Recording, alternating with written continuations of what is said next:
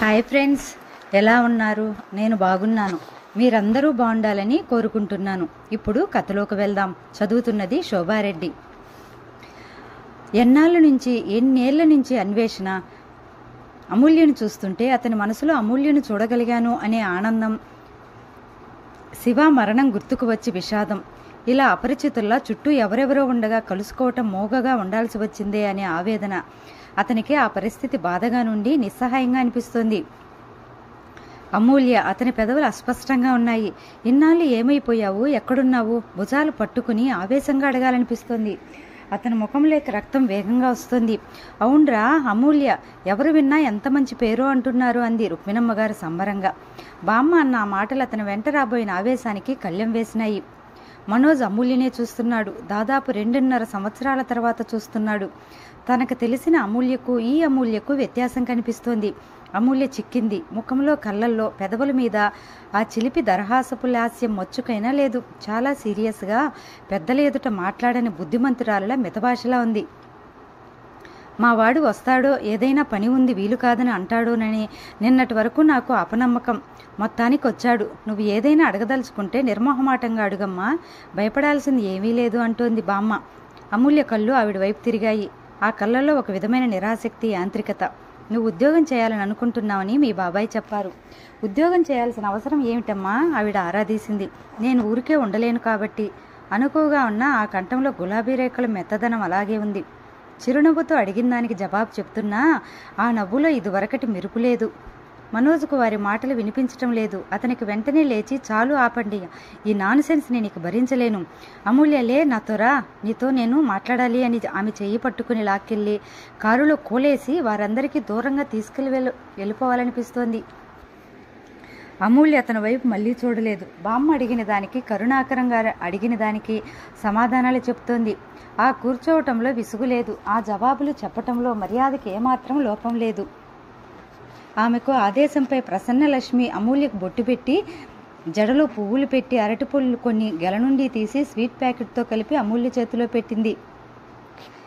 బామ్మ చెప్పిన మాట విని అమూల్య బొమ్మలా వారు చెప్పినట్టు చేస్తోంది.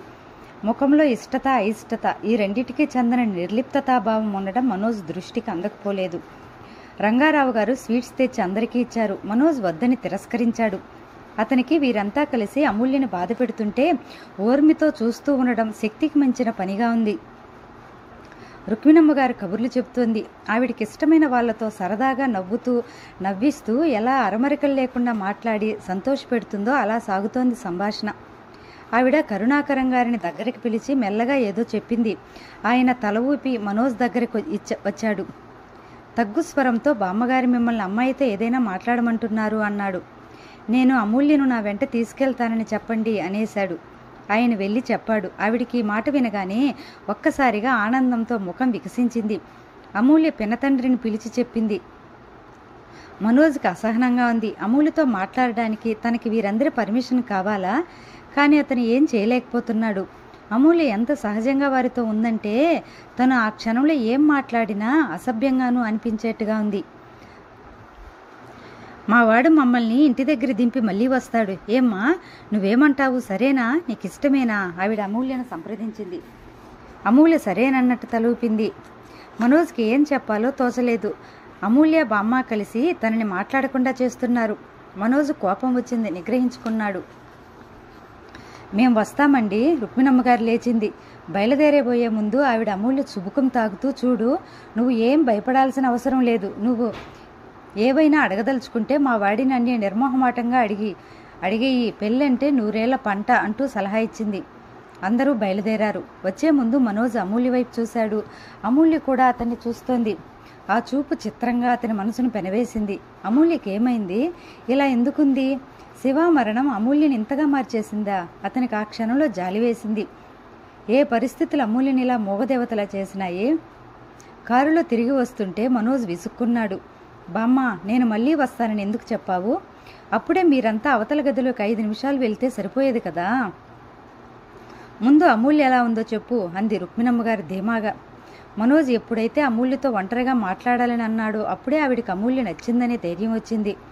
ఆవిడ అనుకున్నదే నిజమైంది. అమూల్య నచ్చకపోవటం అంటూ జరగదనే ఆశ నెరవేరింది. చెప్పు మను, అమ్మాయి ఎలా ఉంది?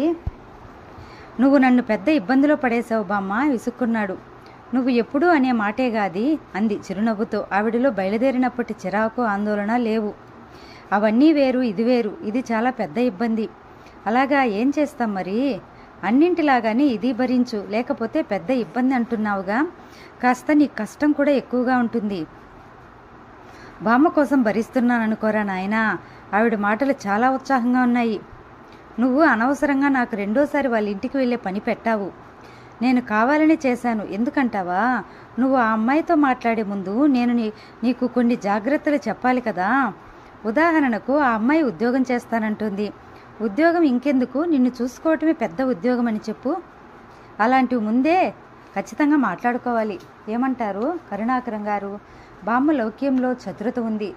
అక్కడ అమూల్యకి నీ ఇష్టం వచ్చిన అడుగు అంది, ఇక్కడ తనకు పగ్గం వేస్తుంది.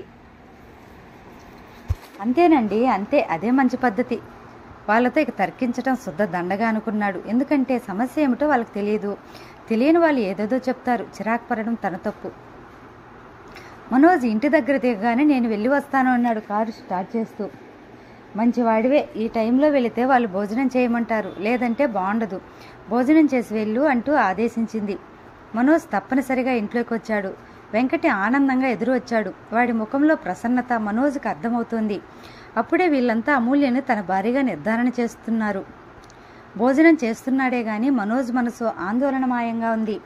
అమూల్య మళ్ళీ వెళ్ళేసరికి ఉంటుందా, మాయమైపోతుందా? అతనికి వచ్చేటప్పుడు బామ్మ అడిగినది గుర్తుకొచ్చింది. మా వాడు మమ్మల్ని ఇంటి దగ్గర దింపి మళ్ళీ వస్తాడు. ఏమ్మా, నువ్వేమంటావు? సరేనా? అమూల్య సరేనన్నట్టు తల ఊపటం గుర్తుకొచ్చింది. అమూల్య ఇప్పుడు ఇక తనని తప్పించుకోలేదు. బామ్మ అమూల్య కనిపించకుండా వెళ్ళిపోతే ఊరుకునే మనిషి కాదు. భోజనం చేసి లేస్తుంటే ఊరి పెద్ద అయిన జగన్నాథం గారు వచ్చారు. మనోజ్, నువ్వు వచ్చావని తెలిసింది. మన ఊరికి కాలేజీ ఎప్పుడు వస్తుందని అందరూ నన్ను చంపేస్తున్నారు. వాళ్ళంతా 4 గంటలకు వస్తామని అంటున్నారు. 4 గంటలకు వద్దు, నేను పని మీద వెళ్తున్నాను. తిరిగి రాగానే కబురు చేస్తాను.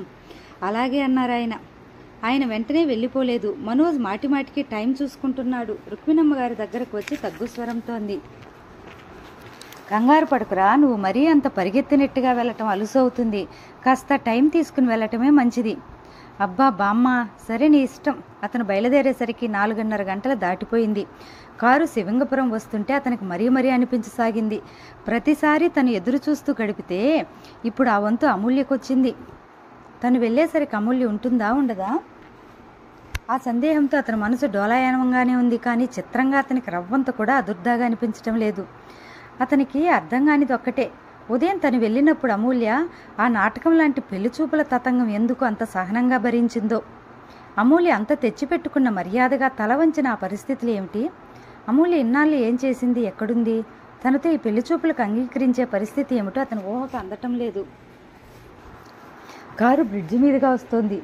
దూరంగా పొలాల గట్ల మీద వేసిన గోగుపూలు సాయంత్రపు గాలికి ఎంతో అందంగా కనిపిస్తున్నాయి. అవి కూడా తనకి శివాకు గల బాల్య స్మృతుల్లో భాగమే. శివ వాటిని చేతిలో కాగడాలలో ఎత్తిపెట్టుకుని పరిగెత్తుతూ గోంగూరు పుల్లన, గోగుపూలు పచ్చన, శివ నల్లనా, మను తెల్లనా అనేవాడు. తను నీ పక్కన నిలబడితే నన్ను నలిపే అంటారు మరి అనేవాడు. మనోజ్ ఎన్నోసార్లు ఈ శివంగపురం వచ్చాడు, కానీ ఈ రోజు అనిపిస్తున్నంత కొత్తగా ఈ రోడ్డు, ఈ ఊరు ఎప్పుడూ అనిపించలేదు. అతను వెళ్ళేసరికి 5 గంటలు కావస్తోంది. కారు హారన్ వినగానే రంగారావు బయటకొచ్చాడు. మనోజ్ని చూడగానే సంతోషంగా, వచ్చారా? మీకోసం అమూల్య భోజనం కూడా చేయకుండా ఎదురు చూస్తోంది, రండి రండి అంటూ ఆహ్వానించాడు. పర్వాలేదు, ఇప్పటికే ఆలస్యమైంది, అమూల్యని పిలవండి అన్నాడు. అలాగే అలాగే అంటూ ఆయన లోపలికెళ్ళాడు. 2 నిమిషాల్లో అమూల్య బయటకు వచ్చింది. వాళ్ళంతా ఇంట్లో వెనకే వచ్చి వరండాలో నిలబడి ఆసక్తిగా చూస్తున్నారు. అమూల్య కారు దగ్గరగా వస్తున్నా కారులో కూర్చుని స్టీరింగ్ మీద చెయ్యి వేసి ఇటే చూస్తున్న మనోజ్ వైపు చూడలేదు. కారు దగ్గరకు వచ్చి వెనక సీటు వైపు వెళ్ళబోతుంటే మనోజ్ ముందు డోర్ తెరిచాడు. అమూల్య అతను చూపిన ఈ చొరవకు ఒక్క సెకను తట్పటాయించింది. తర్వాత సంకోచం వదిలించుకున్న దానిలా వచ్చి ముందు సీట్లో కూర్చుని తనే డోర్ వేసింది. ఆ వేయటంలో కూడా ఎంతో సుతారం, ఆ కూర్చోవటంలో ఎంతో పొందిక. కారు బయలుదేరింది. మనోజ్కి ఇక్కడికి వచ్చే వరకు మళ్ళీ అమూల్య కనిపిస్తుందా కనిపించదా అనే ఆందోళనే. కారులో ఇద్దరూ బయలుదేరే అంతవరకు అమూల్యని ఎక్కడికి తీసుకెళ్లాలా అనే ఆలోచనే రాలేదు.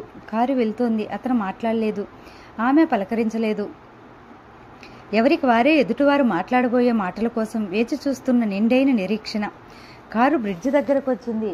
ఎదురుగా సాయం సంధ్యలో పొలాల నుంచి మేతకు వెళ్ళి తిరిగి వస్తున్న ఆవులు, గేదెలు గుంపులుగా వస్తున్నాయి. అవి అన్నీ ఇటువైపు వచ్చేస్తే గానీ కారు బ్రిడ్జి మీద నుంచి అవతల వైపుకు వెళ్ళదు. మనోజ్ కారుని రోడ్డుకి కాస్త పక్కకు ఆపు చేశాడు. దూరంగా పొలాల గట్ల మధ్య గోగుపూలతో దోబూచులాడుతున్న వస్తున్న గాలి, పశువులు గుంపులుగా వస్తుండటంతో మేఘంలా లేస్తున్న దుమ్ము. మనోజ్ కారు అద్దం ఎత్తేశాడు. పొద్దు బాగా వాలిపోయింది. గాలిలో చల్లదనం వస్తోంది. మనోజ్, అమూల్య చిత్తరగుల్లా అపరిచితుల్లా మౌనంగా కూర్చున్నారు. మనోజ్ ఆలోచిస్తున్నాడు. అమూల్యతో సంభాషణగా మొదట ఏది ప్రారంభించాలి? శివ మరణం గురించి సానుభూతి పంచనా? తను ఇన్నాళ్ళు కలవలేకపోయినందుకు విచారం ప్రకటిస్తున్నా? ఏమీ అర్థం కావటం లేదు. ఎదురుగా వస్తున్న పశువుల మంద వెళ్ళిపోయింది. వాటి మెడలో మోగుతున్న చిరుగంటలు ఆ నిశ్శబ్ద వాతావరణంలో ఎప్పుడో మూసేసిన జ్ఞాపకాల మందిరం ముందు నిలబడి ద్వారం తెరవమని మోగిస్తున్న గంటల చప్పుడులా ఉన్నాయి. 2.5 సంవత్సరాలు నిత్యం తన ఆలోచనలతో తనని నిర్దాక్షిణంగా వెంటాడిన అమూల్య ఈ క్షణంలో కంటికెదురుగా కనిపిస్తుంటే అడగడానికి కానీ మాట్లాడడానికి కానీ అతనికేం తోచటం లేదు. ఎందువల్ల? ఏమైంది తనకి? మనసు ఇంత మోగబోయినట్లుగా ఉందేమిటి? కారు మళ్లీ బయలుదేరింది. బ్రిడ్జి మీద నుంచి వస్తుంటే ఎదురుగా శివ సైకిల్ మీద వేగంగా నవ్వుతూ వస్తున్నట్టే కళ్ళ ముందు జ్ఞాపక కదలిక. ఈ బ్రిడ్జి మీద నేను శివ ఎన్నోసార్లు సైకిల్ మీద పోటీపడి దాటాలని చూసేవాళ్ళం. అప్రయత్నంగా అన్నాడు. అమూల్య విని ఊరుకింది. సమాధానం చెప్పలేదు. ఎక్కడికి వెళ్దాం అన్నాడతను. నాకు తెలియదు. అస్పష్టంగా ఉంది ఆ కంఠం. ఎదురుగా పావురాలపల్లి ఊరు మొదలవుతోంది. ఊరి ప్రారంభంలో ఉన్న వేణుగోపాలస్వామి ఆలయ ప్రహరీ గోడ కనిపించింది. మనోజ్ గుడి ఆవరణ ముందుకు తీసుకువచ్చి కారు నాపాడు. మనం ఇక్కడ కాసేపు కూర్చుందాం. అమూల్య మౌనంగా డోర్ తెరిచి దిగింది. మనోజ్ గుడివైపు కాకుండా కుడివైపు ఉన్న చెరువు మెట్ల వైపు నడిచాడు. ఇద్దరూ వచ్చి చెరువు మెట్ల మీద కూర్చున్నారు. క్షణం సేపు మళ్లీ మౌనం. ఇద్దరూ చెరువులో ఉన్న తామర పూలనే చూడడానికి వచ్చినట్లుగా కూర్చుండిపోయారు. ఐఆమ్ సారీ అమూల్య. మనోజ్ నోట్లోంచి అప్రయత్నంగా హృదయపూర్వకంగా వచ్చినాయి ఆ మాటలు. దేనికి? నీటివైపు చూస్తోంది. శివ పోయిన తర్వాత నేను నీతో మాట్లాడలేకపోయాను. దానికి నేను ఎప్పుడూ బాధపడుతూనే ఉన్నాను. అమూల్య మాట్లాడలేదు. కాసేపాకి మనోజ్ మళ్ళీ అన్నాడు. నేను నీకు చాలా ముఖ్యమైన విషయాలు కొన్ని చెప్పాలి. మొట్టమొదట ఈ ప్రశ్నకు జవాబు చెప్పు. అసలు ఈ పెళ్లి చూపుల తతంగం ఏమిటి? అమూల్య ఒడిలో ఉన్న చేతుల వైపు చూసుకుంది. మళ్ళీ తల ఎత్తి నీళ్ళవైపు దూరంగా చూస్తుంది. మనోజ్ కంఠం చిరు ఆగ్రహంగా పలికింది. నేను కేవలం నిన్ను చూడాలని, కలుసుకోవాలని, మాట్లాడాలని ఊరుకున్నాను. ఇది నిజంగా నా ఓర్పుకు పరీక్ష అయింది. నిజం చెప్పు. బామ్మ పెద్దది. ఆవిడకు నువ్వెవరో తెలీదు. కానీ నువ్వు ఈ తతంగం అలా అనకండి వారిస్తున్నట్లుగా చేయి ఎత్తబోయి మధ్యలోనే చేయి కిందికి దించేసింది. దయవించి తతంగం అని మాత్రం అనకండి అంది. మరి దాన్ని ఏమన్నామంటావు? మనసుని వేధించే సమస్యలకు మరో పరిష్కారం అనుకోవచ్చు. అంటే? అతను తల తిప్పి అమూల్య వైపు చూశాడు. జీవితంలో అనుకోని మలుపులు ఎదురైనప్పుడు మనిషి బ్రతికి తీరాలి అంటే ఇష్టాయిష్టాలతో సంబంధం లేకుండా ఏదో మార్గంలో ఆశ్రయం కోరుకోవటం సహజం. మీ బామ్మగారు నా ఫ్రెండ్ సుచిత్ర పెళ్లిలో నిన్ను చూశారు. మొదట్లో అప్పుడు ఆవిడెవరో నాకు తెలియదు. నాతో చాలా అభిమానంగా మాట్లాడారు. నేను మర్యాదగానే మాట్లాడాను. నాకు అసలు నిజంగానే ఆవిడంటే ఇష్టం ఏర్పడింది. ఎందుకంటే మామూలు ఆడవాళ్ళలో కనిపించని చొరవ, ధైర్యం, చాకచక్యం ఆవిడలో ఉన్నాయి. పెళ్లిలో ఎంతోమంది మగవాళ్ళు, పెద్దలు, చిన్నలు ఆవిడ దగ్గరికి వెళ్ళి ప్రత్యేకంగా నమస్కరించి పలకరించడం నేను చూశాను. తర్వాత బాబాయ్ చెప్పగా ఆవిడ ఎవరో తెలిసింది. నేను ఆవిడికి దూరంగా ఉండటానికి ప్రయత్నించాను. కానీ ఆవిడికి నేను నచ్చానట. ఈ పెళ్లి సంబంధం ప్రస్తావన వచ్చింది. ఆవిడ నన్ను మీ ఇంటికి తీసుకెళ్లాను. మీ గదిలో శివ మీరు కలిసి ఉన్న ఫోటోలో మిమ్మల్ని చూపించారు. శివ పోయిన సంగతి చెప్పారు. ఆ క్షణంలో ఆవిడికి నేనెవరో చెప్పాలని ఎంతగానో అనిపించింది. కానీ చెప్పే సాహసం లేకపోయింది. పెళ్లి మాటలు జరగటం ప్రారంభించాయి. నా ఇష్టం తెలుసుకోమని బాబాయ్కి చెప్పారు. బాబాయ్ నన్ను అడిగాడు. నేను అంగీకారం తెలిపాను. నాకు మీరు ఎవరో తెలిసి కూడా నేను ఈ పని చేశాను. అమూల్య, మనోజ్ ఆవేశంగా అన్నాడు. మీరు ఈ విషయం వినగానే నా గురించి ఎలా అనుకుంటారో కూడా నాకు బాగా తెలుసు. కానీ నాకు వేరే గత్యంతరం లేదు. శివ నాతో చాలాసార్లు చెప్పాడు. తనకి ఏదైనా అయితే నన్ను మీ దగ్గరగా ఉండిపోమ్మని. అంటే ఏమిటి నీ ఉద్దేశం? శివాకి యాక్సిడెంట్ అయి చచ్చిపోతానని ముందే తెలుసా? అమూల్య క్షణం ఆగింది. యాక్సిడెంట్ అని ఎప్పుడూ అనలేదు, కానీ తన జీవితాన్ని ప్రమాదం వెంటాడుతోందని మాత్రం ఎప్పుడూ అనేవాడు. తనకేదైనా అయితే తను అప్పజెప్పిన పనులు ఆగకుండా జరిగిపోయేలా, సమస్యలు లేకుండా నేను జాగ్రత్త పడాలని నాకు బోధించేవాడు. అప్పజెప్పిన పనుల ఏమిటవి? అమూల్య మాట్లాడలేదు. ఆ మౌనం చూస్తుంటే అతనికి చిరాకు రెట్టింపవుతోంది. చెప్పకూడని రహస్య వ్యవహారాల అతని కంఠంలో వ్యంగ్యం ప్రతిధ్వనించింది. ఒడిలో ఉన్న చేతుల వైపు చూస్తున్న అమూల్యను ఈ వ్యంగ్యం కాటేసినట్లు, ఆ బాధను నిలవరించుకున్నట్టుగా తల ఎత్తింది. ధైర్యంగా చెరువులో నీటి వైపు చూస్తూ, అవును, అది మా ఇద్దరి ఆంతరంగిక విషయం అంది. ఆ చెప్పడంలో ఏమాత్రం మొహమాటం లేదు. ఓహో, మనోజ్ అమూల్య వైపు నుంచి తల తిప్పేసుకున్నాడు. మరుక్షణం వెంటనే చెప్పేయాలనిపించింది. ఓకే అమూల్య, మనం ఇలా కలవటం చాలా ఆనందం. శివ పోయిన తర్వాత నిన్ను అనునయించలేదే అన్న బాధ ఈ రోజుతో విముక్తి అయింది. నీకు ఏదైనా అవసరం ఉంటే ఎప్పుడైనా సరే తప్పకుండా రా. నేను చేయగలిగిన సాయం అంతా చేస్తాను. శివ విల్లు ద్వారా నువ్వు నా డబ్బుకు వారసురాలు అయ్యావు. లాయర్ల ద్వారా మాట్లాడు. మరి నేను వెళ్తాను. అమూల్య అతనికి ఆ అవకాశం ఇవ్వకుండా తొట్టుపాటు లేని స్వరంతో చెప్తుంది. నేను కొన్ని పనులు నిర్వర్తించాలంటే మొట్టమొదట నేను సురక్షితంగా ఉండాలి. నాకు ఈ ప్రపంచంలో ఎక్కడా దొరకదనిపిస్తోంది మీ దగ్గరుంటే. అందుకే ఈ పెళ్లికి ఒప్పుకుంటున్నాను. రక్షణ ఎవరి నుంచి? నీ మీద కక్ష ఎవరికి ఉంది? ఎందుకు ఉంటుంది? అతని స్వరం చాలించి ఈ కథలు అన్నట్టుగా ఉంది. నాకు తెలియదు. ఈ 2.5 సంవత్సరాలలో నేను 4-5 సార్లు చావుకు గురికాబోయి అదృష్టవశాత్తు బయటపడ్డాను. నాకు అండగా నిలిచే వారెవ్వరూ నాకు లేరు. నేను క్షేమంగా బ్రతికి ఉండాలి అని నేను అనుకోవటం కూడా అది నా కోసం కాదు, శివ కోసం. మనోజ్ చాలా కొత్త విషయం వింటున్నట్టుగా, దాని పూర్వాపరాలు ఏమై ఉంటాయా అని అంచనా వేస్తున్నట్టుగా మళ్ళీ తల తిప్పి నిశ్చితంగా అమూల్య వంకే చూస్తున్నాడు. అమూల్య బాగా చిక్కిన ఆ ముఖం ఈ 2.5 సంవత్సరాలు ఆ అమ్మాయి సుఖంగా గడపలేదని మాత్రం స్పష్టంగా తెలియజేస్తుంది. నేను నీతో పెళ్లికి ఒప్పుకుంటానని ఎలా అనుకున్నావు? అమూల్య వెంటనే ఏం మాట్లాడలేదు. నిటారుగా కూర్చుంది. మౌనంగా ఉండిపోయింది. అప్పుడప్పుడే చెరువు మీద పైకి వస్తున్న చంద్రకాంతిలో ఆ ముఖంలో అవమానం దిగమింగుతున్న సహనం కనిపిస్తోంది. లేదు, ఆ సందేహం నాకు మొదటి నుంచి ఉంది. ఇది కేవలం నేను ఒప్పుకున్నంత మాత్రాన జరగదని నాకు తెలుసు. కానీ ఇది శివ ఆదేశం. తనకేదన్నా అయితే ఒక్క మిమ్మల్ని తప్ప ఎట్టి పరిస్థితుల్లోనూ ఎవరితోనైనా తన గురించి చెప్పడం కానీ ఎవరినైనా కలవటం కానీ చేయవద్దని గట్టిగా చెప్పాడు. వాగ్దానం చేయించుకున్నాడు. ఏమిటి ఈ హెచ్చరికలు? శివాకి తను చచ్చిపోతానని ముందే తెలుసు. మనోజ్ చకితుడైనట్టు చూశాడు. ఏమిటది? శివ ఒక్కసారి మాట వరుసకు కూడా తన దగ్గర ఇలాంటి భయం కానీ సందేహం కానీ ఎప్పుడూ వెల్లడి చేయలేదే. అంటే తన అమూల్య అంత దగ్గర వ్యక్తి కాదన్న మాటేగా. మనోజ్ అమూల్యను నిశ్చితంగా చూస్తూ అడిగాడు. అట్లా అయితే నువ్వు చెప్పిందే నిజమైతే నువ్వు శివ పోయిన వెంటనే నా దగ్గరకు ఎందుకు రాలేదు? ఇంత ఆలస్యం ఎందుకు చేశావు? అతని స్వరం నిలదీస్తున్నట్టుగా ఉంది. అమూల్య వెంటనే జవాబు చెప్పలేదు. తర్వాత అంది, ఈ 2 ఇయర్స్లో నేనుగా బ్రతకగలనేమోనని ప్రయత్నించాను. శక్తికి మించి పోరాడాను, కానీ నా వల్ల కాలేదు. మీ దగ్గరికి రాక తప్పలేదు. అమూల్య కంఠంలో ఏదో అడ్డుపట్టట్టే ఆగిపోయింది. తనని తాను నిగ్రహించుకుని దించుకున్న తల ఎత్తి శూన్యంలోకి చూస్తూ చెప్పింది, దినదిన గండం 100 ఏళ్ల ఆయుష్ నేను బ్రతకలేను. చావంటే నాకు భయం లేదు, కానీ ఒక ఆడపిల్లగా భయపడేవి చాలా ఉన్నాయి.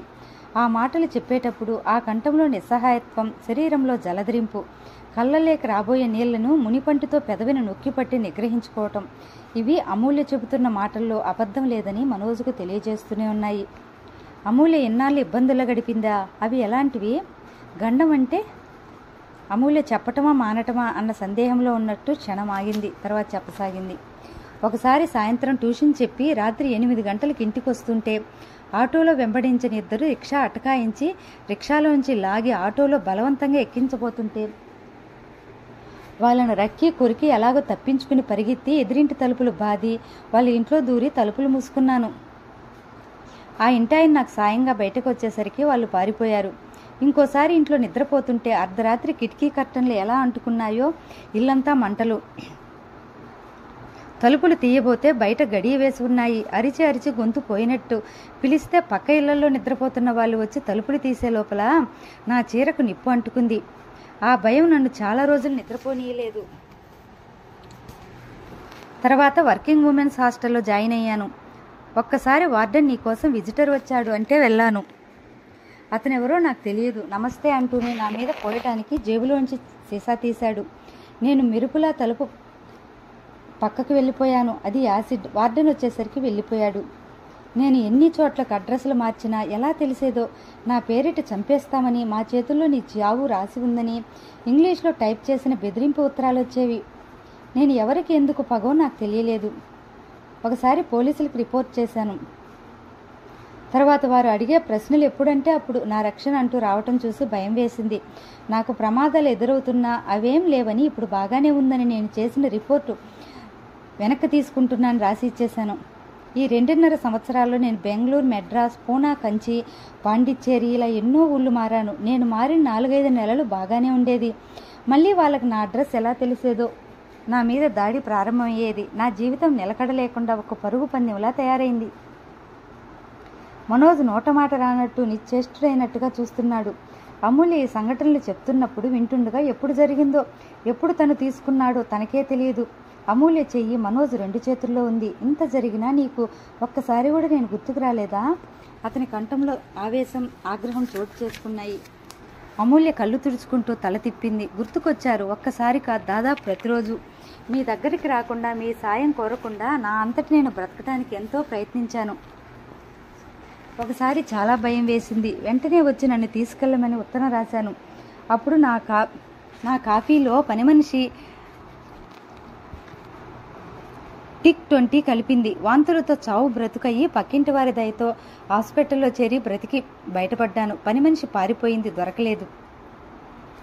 అప్పుడు చాలా నీరసంగా, ప్రాణం పోతుందేమోనన్నంత భయంగా అనిపించి ఉత్తరం రాశాను. కానీ ఉత్తరం పోస్ట్ చేయలేదు. 4 రోజులు కన్ను తెరవని జ్వరం, తర్వాత తగ్గింది. ఉత్తరం పోస్ట్ చేయలేదని మర్చిపోయిన నేను మీ రాక కోసం చూసి రాలేదని నిరాశ చెందాను, బాధపడ్డాను.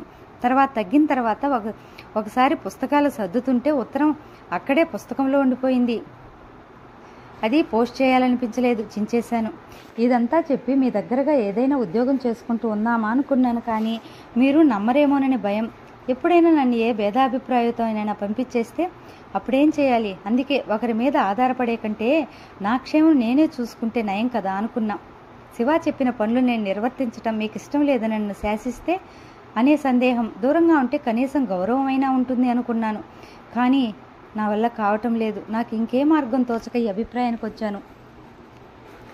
అమూల్య ఈ పెళ్లి అంటూ జరిగితే తర్వాత మాత్రం నేను పనుల గురించి అంగీకరించకపోవచ్చునేమోగా, ఆ సందేహం రాలేదా నీకు? వచ్చింది. అందుకే నేను ముందే మీ దగ్గర మాట తీసుకుంటాను. ఏమని? నా స్వవిషయాలు అన్న వాటిల్లో మీరు సంజాయిషి అడగకూడదు. అసలు మీరేమాత్రం జోక్యం చేసుకోకూడదు. పెత్తనం చూపించకూడదు, శాసించకూడదు.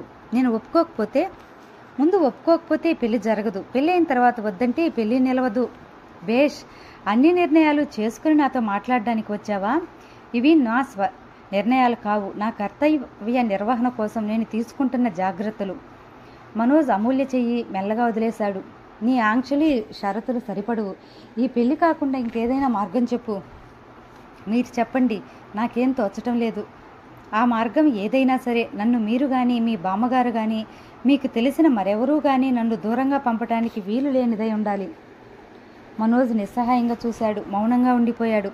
అమూల్య తర్వాత మాట్లాడలేదు. జవాబు చెప్పాల్సిన బాధ్యత అతనిదే అన్నట్టు కూర్చుంది. మనోజ్ తల తిప్పి అమూల్య వైపు చూశాడు. అతని సమాధానం కోసం ఎదురు చూస్తున్నట్లుగా ఉంది. నేను ఈ పెళ్లి నాకు అంగీకారం కాదు అంటే ఏం చేస్తావు?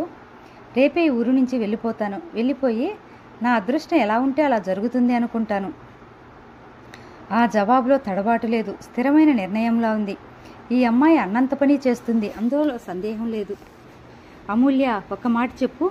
వచ్చినప్పటి నుంచి చూస్తున్నాను, నువ్వు ఎంతసేపు శివ గురించే చెప్తున్నావు. నీ గురించి ఆలోచించావా? ఈ పెళ్లికి ఒప్పుకొని నీ జీవితాన్ని పణంగా పెట్టడం లేదా? మీకు తెలియదేమో, నేను శివాకు చాలా రుణపడి ఉన్నాను. శివ శివ, ఎంతసేపు శివ. నేను అడుగుతున్నది నీ గురించి. పెళ్ళి అయిన తర్వాత బాధపడవని నమ్మకం ఏమిటి? మీకు నా గురించి తెలియదు. నాకు ఎవరైనా ఉపకారం చేస్తే జీవితంలో ఆ మేలు ఎప్పటికీ మర్చిపోను. నా వల్ల వారికి ఆనందం కలగాలనే తాపత్రయపడతాను. అంటే ఈ పెళ్లి జరగటం నేను నీకు ఉపకారం చేయటమా? అమూల్య అవునన్నట్టు తల ఊపింది. నేనెందుకు చేయాలి? ఆగ్రహాన్ని అదిమి పెడుతున్న స్వరంతో అన్నాడు. ఇలా అనటం నాకు ఆశ్చర్యంగా ఉంది. శివ కోసం కాకపోతే నేను ఇక్కడికి రాను, మీతో మాట్లాడను. నాకు అవసరం లేదు. ఆ అమ్మాయి మాటలు సూటిగా ఉన్నాయి. వాటిలో నిజాయితీ, నిర్మోహమాటం అతన్ని విచలితుడిని చేస్తుంది. వాటిలో నిర్భీతి అతన్ని ఆకట్టుకుంటోంది కూడా. అమూల్య రోషంగా బాధగా అంది. శివ గురించి మీరు ఎలా అనటం చాలా ఆశ్చర్యంగా బాధగా ఉంది. శివాకు మీరంటే ప్రాణం. ఎప్పుడు మీ గురించి చెప్పేవాడు. ఎంత చెప్పేవాడంటే నాకు మిమ్మల్ని చూడాలని, మీతో మాట్లాడాలని. అమూల్య హఠాత్తుగా ఆగిపోయింది. అమూల్య కళ్ళు చప్పున నలకబడినట్టు వేగంగా తుడుచుకుంది. దయ్యం చెప్పుడు శివాను నా ముందు ఏమీ అనకండి ప్లీజ్. మీకంటే శివ మనుషులను బాగా అర్థం చేసుకోగలడు. నేను ఈ పెళ్లి చూపులకు అంగీకరించడానికి ముందు ఎంత ఆలోచించానో, ఎంత బాధపడ్డానో ఆ దేవుడికే తెలుసు. ఇది నాకు తేలికైన విషయం అని మీరు అనుకుంటే. అమూల్య మాట పూర్తి చేయలేనట్టు ఆగిపోయింది. క్రింద పెదవి మునిపంటితో నొక్కిపట్టింది. I am sorry, really sorry Manoj క్షమాపణగా అంటూ మన ఎదుట ఉన్న సమస్య ఎంత జటిలమైనదో నీకు అర్థం కావటం లేదు అన్నాడు. నాకు బాగా అర్థమైంది. మీరు కూడా ఎలాంటి సందేహాలు లేకుండా నా పట్ల నమ్మకంతో, శివ పట్ల ప్రేమతో అర్థం చేసుకోవటానికి ప్రయత్నిస్తే నాకు తేలికవుతుంది. నేను మిమ్మల్ని అర్థించేది ఒక్కటే, ఈ పెళ్లి కానీ మరో మార్గం కానీ. నేను నిశ్చింతగా ఉండాలి. అలా ఉంటే తప్ప నేను శివ ఆదేశించిన పనులు నిర్వర్తించలేను. నేను ఈ మార్గం ఎందుకు ఎన్నుకున్నానంటే బామ్మగారు నేనంటే అభిమానం చూపించటంతో నాకు సగం సులభమైంది. ఆవిడ నీడలో నన్ను ఉండమన్నా నాకు చాలు. ఈ పెళ్లి జరిగినా నేను మీ జీవితానికి ఏమీ అడ్డురాను. బామ్మగారి దగ్గర ఉంటూ నా పనులు నేను చేసుకుంటాను. మీ ఎవరికి నేను ఎలాంటి సమస్య తీసుకురాను. మీ ఇంటి గౌరవానికి భంగం కలిగించే పనులు ఏవీ చేయను. నేను మీ ఇంట్లో ఏ అధికారమో కోరను. అతను మౌనంగా ప్రయత్నంగా మళ్ళీ అమూల్య చేతిని తన చేతుల్లోకి తీసుకున్నాడు. ఆ చేయి మంచులో నుంచి తీసినంత చల్లగా ఉంది. అతను ఆలోచిస్తున్నాడు. పెళ్లిని గురించి అతనికి ఎప్పుడూ పెద్దగా ఆశలు లేవు. ఒక రకంగా అమూల్యను చేసుకుంటే బామ్మ ఎంత సంతోషపడుతుందో మాత్రం బాగా తెలుసు. మరో రకంగా అమూల్యని క్షేమం కూడా తనకి చాలా ముఖ్యమే. ఇంతసేపు జరిగిన ఈ సంభాషణలో అమూల్య మనసు ఏమిటో అతనికి బాగానే అర్థమైంది. అమూల్య దీన్ని ఒక పెళ్లిగా కంటే శివ ఆదేశించిన కర్తవ్యం సులభంగా నిర్వర్తించే ఒక మార్గంగా మాత్రమే, అదే ప్రధాన లక్ష్యంగా భావిస్తోంది. ఈ పెళ్లి జరగాలని లేదు. జరిగినా తనకు నష్టం కూడా ఏం లేదు. అమూల్య చెప్పిన ప్రమాదాలు గుర్తుకు వస్తుంటే శరీరం జలధరిస్తోంది. Thank God. అమూల్య ఇప్పటికైనా ఈ విధంగానైనా క్షేమంగా తనకు దగ్గరకు వచ్చింది. ఇప్పుడు తను ఆలోచించకూడదు. 4 రోజుల తర్వాత అమూల్య మనసు మార్చుకున్నా తనకు ఆశ్చర్యం లేదు. అమూల్యలాగానే తను కూడా. ఈ పెళ్లి తన కోసం కాదు, శివ కోసం. శివాకి ఇష్టమైన అమూల్య సురక్షితంగా ఉండటం కోసం. శివ ఆస్తి, అతను ఆదేశించిన పనులు సక్రమంగా నెరవేర్చడానికి అమూల్యకి సహకరించడం కోసం. తన నీడలో ఉండి అమూల్య తనకిష్టమైన పనులు ప్రశాంతంగా చేసుకోవటం కంటే ఈ ప్రపంచంలో తనకి ఇంకేం కావాలి? ఇటు శివాకి ఇష్టమైన అమ్మాయిని ఆదుకోగలిగాననే తృప్తి, అటు బామ్మకు ఆనందం కలిగిస్తున్నాననే సంతృప్తి. అటు శివ, ఇటు బామ్మ తనకి ఎంతో ఇష్టమైన ఇద్దరికీ న్యాయం చేకూర్చగలిగాడనే సంతోషం. తనకు కలిగే అవకాశం అమూల్య కలగజేస్తుంది. దీనికి తనకు అభ్యంతరం ఏముంది? సందేహం మాత్రం ఎందుకు? అమూల్య నిర్ణయమే తన నిర్ణయం కూడా అయినందువల్ల నష్టమేమీ లేదు. పెళ్లి పట్ల తనకి ఎప్పుడూ పెద్ద ఆశలు లేవు. మనోజ్కు చాలాసేపటి నుంచి అమూల్య చెయ్యి తన చేతిలో బిగించి పట్టుకున్నట్టుగా గుర్తుకు వచ్చింది. మెల్లగా, అతి మెల్లగా వదిలేశాడు. కారు దగ్గరకు వచ్చి స్టార్ట్ చేయబోతూ అడిగాడు, నేను నీతో మాట్లాడాలి అనే అవకాశం తీసుకోకుండా ఉంటే ఏం చేసేదానివి? బామ్మగారిని అడిగి నేనే తీసుకునేదాన్ని. అమూల్య ఖచ్చితంగా అన్న ఆ తీరుకు అతనికి నవ్వు వచ్చేసింది. అమూల్య చాలా జాగ్రత్తలు తీసుకుందన్నమాట. మనోజ్ కారు స్టార్ట్ చేశాడు. తల తిప్పి చూస్తూ అన్నాడు, మనం ఇక్కడ ఎంతసేపు మాట్లాడాం? నేను నా అభిప్రాయం ఏమిటో నీకు చెప్పకుండానే మనం వెళ్ళిపోతున్నాం. పర్వాలేదు, నాకు అదుర్దా లేదు. నాకు మిమ్మల్ని కలిసే అవకాశం వచ్చింది. నా మనసులో అనిపించిన అదుర్దా అంతా మీకు చెప్పేశాను. ఇక నిర్ణయం చేయాల్సింది మీరే. మీ నిర్ణయం ఏదైనా సరే ఏమాత్రం బాధపడకూడదని నేను ఇక్కడికి వచ్చే ముందు నా మనసు దిటవ చేసుకుని వచ్చాను. మనోజ్ సమాధానం చెప్పలేనట్టు చేసింది ఆ జవాబు. కారు బయలుదేరింది. వెన్నెల బాగా వచ్చేసింది. పల్లెటూరు రాత్రి 8 గంటలకే నిశ్శబ్దమైపోతుంది. అప్పుడే ఇంటి వరండాల్లో మంచాల మీద పక్కలు సర్దుకుంటున్నారు కొంతమంది. అమూల్య మౌనంగా ఉంది. ఏమిటి ఆలోచిస్తున్నావు? అడిగాడు. ఏం లేదు, నాకు తెలుసు.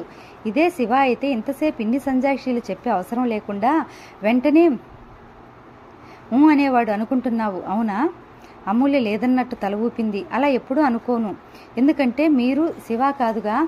అంటే మీరు మీ గురించి ఎక్కువ ఆలోచిస్తారు. శివ ఎదుటివారి గురించి ఆలోచిస్తాడు అంతే. అతను వెనక్కానుకున్నాడు. అతనికి నవ్వు వచ్చింది, కోపము వచ్చింది. అమూల్యను మాటల్లో గెలవటం కష్టమే. మనోజ్కి ఆ రోజు శివ, అమూల్య తను బజారుకి వెళ్తున్నప్పటి తన మనసు పొందిన అనుభవమే గుర్తుకొస్తోంది.